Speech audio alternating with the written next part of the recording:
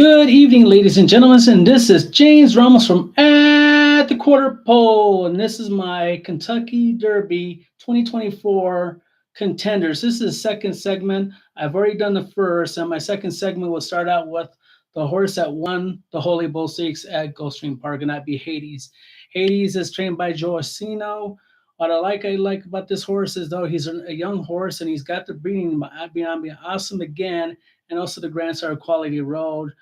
The Awesome Again sire should able to have this horse to handle the distance for the Kentucky Derby at a mile and one quarter. The negative side trend of this horse is that when he won the Holy Bull, he had an uncontested lead and he did all the running out front. Nobody challenged him. Fierceness was his first race back after winning the Breeders' Cup Juvenile, and he was off about 5 lengths. So that horse does not run that way. Normally he's close to the pace, up to about 2 to 3 lengths. Now, two things could you say about Fierceness. Either Top Pletcher didn't have this horse really wind up, which he shouldn't have had in first hand, or second of all, this horse is getting trained to rate off the front end for the first Saturday in May. My answer to that is I don't know. I really don't. I'm not sure if this is just an easy prep. I would say if I had to take any guess on it, it would just be the first prep, and I'm not worried about Fierceness, his qualities as a runner. I think it was a prep. They just let him just kind of just get a handle the track and get ready for the Florida Derby. To see that he was off 5 lengths doesn't bother me. I think he will win the Florida Derby. I haven't seen the field, but he is the champ of the 3-year-old crop so far. So you have to beat the champ. This is basic on Hades though. We go back to Hades. He has strong breeding, has a good trainer, Joe Asino. He's been around the block many years, and probably think could be one of his couple of either his first or one of his not too many horses in Kentucky Derby. Gets his horse ready. The downside of this horse, he wasn't challenged. Come the first Saturday in May, Hades is going to be challenged by at least about a plethora of runners, maybe 4 to 5. Nysos will challenge him. Other speed horses will challenge him. And most horses in the Kentucky Derby that either run two ways. Either they go out the front and try to win it from on the top front of the race, or they come off the pace. I haven't seen this horse try to rate.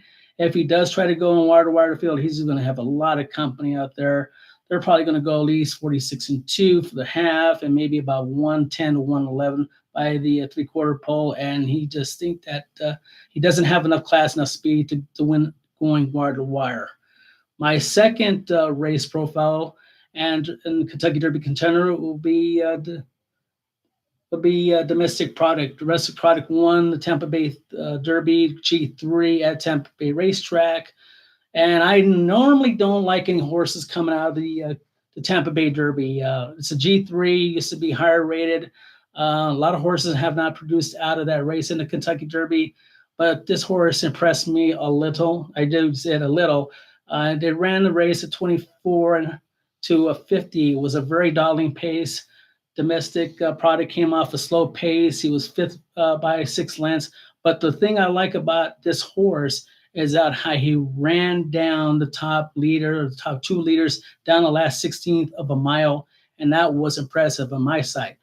It's a Chad Brown training. Owners, the Clarovich Stables. Normally, they got a lot of great runners out East Coast. Normally Saratoga, Belmont, Aqueduct. And Chad Brown, I mean, this horse is going to be a price. Looking between 30 to 50 to 1. People say, wait a minute, we need 30 to 50 to 1. I says, yeah, he's going to be that high. And if you're getting any lower odds than 30 to 1, I would not play him. And the way I would only play this horse would be in the trifecta, superfecta. I still think his numbers doesn't add up to many of the early contenders that I mentioned in my first segment is by Kentucky Derby contenders. But this horse has a long shot possibility to come in third and fourth in the superfecta to make it pay gobs of money, especially if you got other prices in the superfecta and trifecta. The next profile of horse that I've been looking at now would be the Gotham Stakes winner, and that's Depper Mestetic. He won for Christopher Clement on the slop. Wasn't really a good race. It was a 1-turn mile, and a lot of these horses running restricted races up in Aqueduct, like races that are really, really low in quality down there. And it was a G3, 1-turn mile on a slop. I don't think this horse is going to get the distance. They're bringing out of the horse, if I look at here, would be he's out of Liam's Map. Liam's Map was a good horse, but out of 1 mile and that was it. He's out of the grandsire, out of on his mare side is out of a Spicetown, who was a championship sprinter. So you add that being a championship sprinter on the bottom half and being on Liam's map on his sire side, and having to look at it, this horse doesn't want to go more than a mile, maybe a mile 160, but not a mile 1/4 for the Kentucky Derby. Just on his pedigree and endurance, I don't think he's gonna make it at mile 1/4. That's even when he shows up on Saturday, the first Saturday in May. And the reason why I have is my Contenders, because he did win the Gotham. The Gotham is still a high-profile race for the pre-qualifications for the Derby. Krista Clement is a great trainer. Has been around a long time, just like Joe Cerno with Hades, and they just a good horseman overall. They're going to race this horse. I'll be surprised this horse gets the Kentucky Derby Trail. As I stated before, the reason why I have him in the Kentucky Contenders is because he did win the Gotham Stakes. Out of all three horses I profile, I definitely like Domestic Product would be the horse that I favor in the Superfecta. Would I play him in the Superfecta Trifecta? Oh, yes, I would definitely play him at 35 to 50 to 1. Believe me, I would put him in there. Is he going to win? No. Is he going to come a second? No. But he'd be third or fourth in the Super. And if he does wins this race or comes in second, he's going to blow up the top at Churchill Downs on that Kentucky Derby day. And this is James Ramos from At the Quarter Pole. Have a good evening, folks.